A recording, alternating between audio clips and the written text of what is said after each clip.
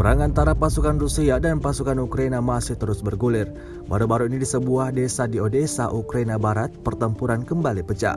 Rekamannya ramai beredar di media sosial Telegram pada Jumat 18 November 2022. Angkatan bersenjata Rusia mengoperasikan unit TOS-1A Sound Sepek ke posisi pasukan Ukraina.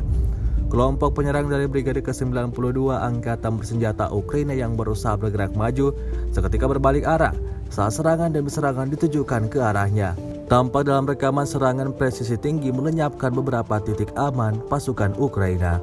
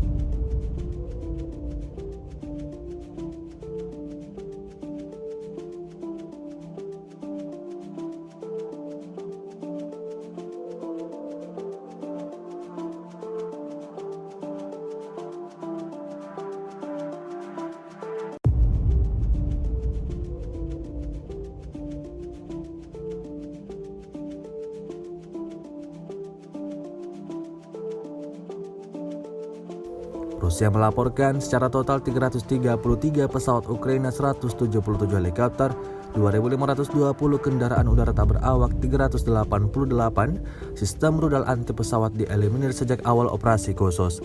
Dari kubu Kiev, Kementerian Pertahanan Ukraina melaporkan 400 tentara Rusia dieliminir dalam sehari terakhir.